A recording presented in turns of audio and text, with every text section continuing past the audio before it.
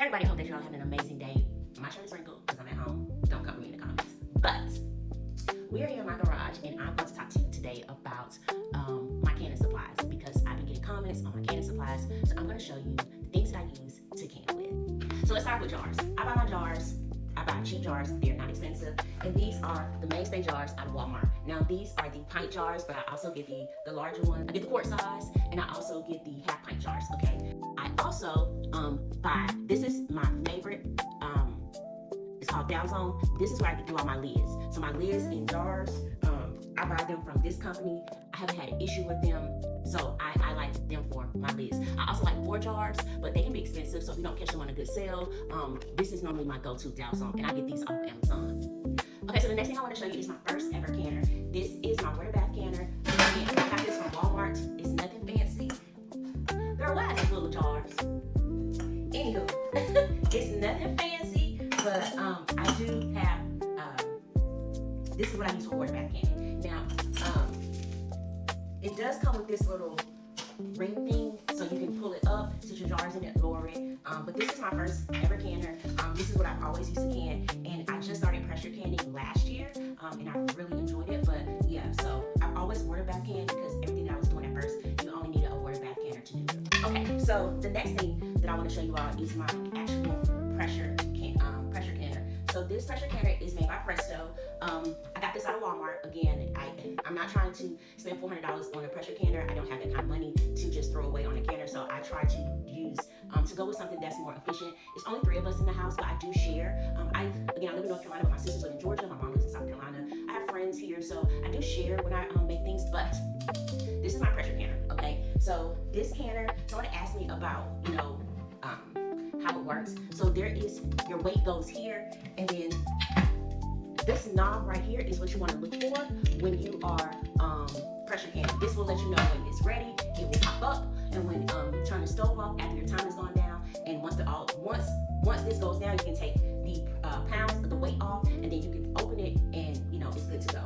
Now inside of this pressure canner, we have this, and I just normally leave this at the bottom. And this is what I sit my jars on top of.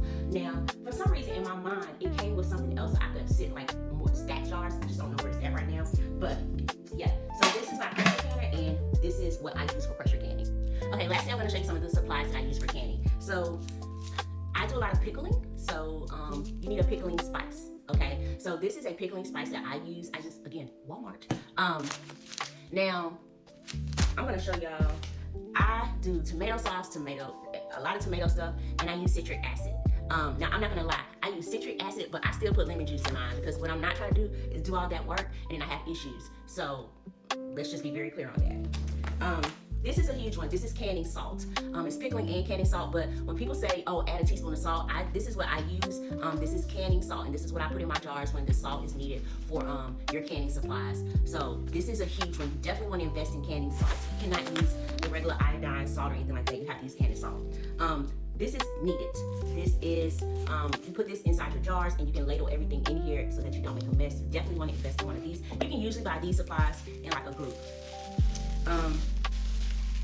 All this stuff came in like a little package, because when you buy so much stuff, you get like everything like in packages. This is like I've never used this, but as you can tell, it's in the package. This is like to pick up like your jars, things like that. It's a good tool. It comes in handy, but I usually wash my jars in the dishwasher before I use them. I know some people have gone to that thing, oh, you don't have to do that. Now this I have used. You take it and you put it around the ring of the jar. You pick it up, because especially when they're hot, you can pick it up. You can turn it over, especially if you got water in it, depending on what it is, and then that goes. This is how you pick up when you, so they tell you, oh, you don't have to boil your lids and all that good stuff. To me, that's like when people say you don't have to wash your chicken. Yeah. So you take this, it has a metal, a magnet, and you can pick your lid up like this, and then you can set it on top of the jar. Yeah. This is how you do your, I do it, I eyeball it, but this is how you do your headspace. This is what this tool is for. So when they say you need 1 inch headspace, or half an inch headspace, or 4 inch headspace, this measures that for you, and you'll know where you are. Another, and then these are just the same tools, jar and the magnet. So again, I hope that this helps. I hope that you all learned something. I'm just trying to start sharing some of the things that I'll be using, some of the tools that I'll be using in canning. I hope you all have an amazing day, and I will see you in the next video.